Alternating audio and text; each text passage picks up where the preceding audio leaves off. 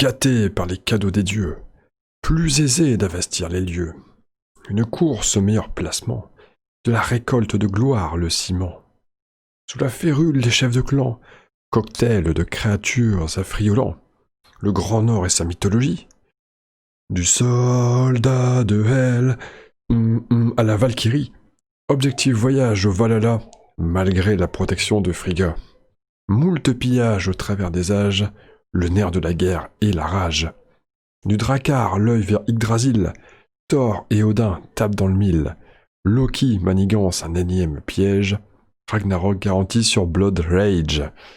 Blood Rage, ça fait un peu l'accent roumain ça, hein. Ah, de toute façon, j'ai le cosplay du roumain. Qui se croit américain mais qui ne l'est pas. Numéro 3 du top 25 poétique de l'Avent. Un Blood Rage, vous pardonnerez mon aspect un peu fatigué. Hein. C'était la reprise de la NBA cette nuit, donc j'ai fait fort cette nuit. Mais ça n'excuse pas tout. Voilà, poème quand même, il faut quand même dire qu'il y a eu un poème sur Blood Rage. Hein. Voilà, c'est fait. Vous avez pisté très vite, mais en même temps, vous savez que j'aime Blood Rage. Voilà, il devait arriver, il était toujours pas sorti, ça devenait de plus en plus imminent parce qu'il fallait laisser des places au-dessus à d'autres jeux. Donc Blood Rage, un jeu qui se joue de 2 à 4, voire 5 avec l'extension 5ème joueur. Un jeu qui combine plusieurs mécaniques et je trouve que ce cocktail est plutôt réussi. Alors toujours pareil, hein, n'importe quel jeu laisse toujours ses joueurs mitigés qui vont se demander mais il place quand même Blood Rage au-dessus de Gloomhaven. Mais quel blasphème! C'est un blasphème! Que voulez-vous? C'est comme ça, c'est le cœur a ses raisons, etc. Donc ça combine quoi? Ça combine le draft, voilà, qui est vraiment un moment crucial dans l'âge, dans le tour. Ça se joue en 3 âges, hein, donc je dis l'âge. Ça combine le placement sur la fameuse carte de Midgard.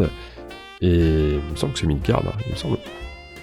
Là pareil, placement qui est extrêmement crucial. Chaque placement a vraiment une importance qui joue un rôle prépondérant dans la victoire ou la défaite.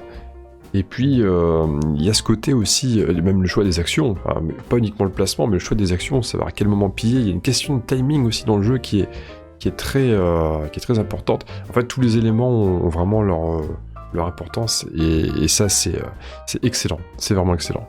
J'adore ce mélange. Il y a de la figurine, il y a de belles figurines. On arrive dans un thème viking quand même, avec des créatures mythologiques. C'est sympa, en plus quand c'est bien peint. Hein. Padawan, dédicace. Quand c'est bien peint, c'est très plaisant de jouer à ce jeu-là. Sortir les belles petites figurines. Et non mais voilà. J'ai fait le tour, j'ai pas fait le tour, c'est pas vrai, j'ai pas totalement fait le tour, mais j'ai donné le principal comme info. Voilà, donc Blood Rage, excellent. Si vous voulez découvrir, n'hésitez pas. Alors, il y a une version numérique, j'ai fait une vidéo d'ailleurs sur ma chaîne à propos d'une partie sur la version numérique, sur laquelle je déplore le nombre d'adversaires, hein, c'est pas évident. Pour l'instant j'ai joué que contre l'IA, parce qu'il n'y a jamais de... Je suis jamais tombé sur des joueurs humains pour me frotter à eux dans le jeu.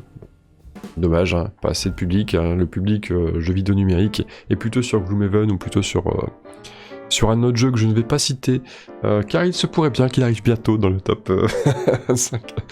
Mais bref, sans celui-là, c'est pas une surprise. Je le dis pas, mais c'est pas une surprise.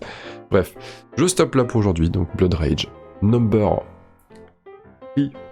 3. Et des bisous, à demain. Salut.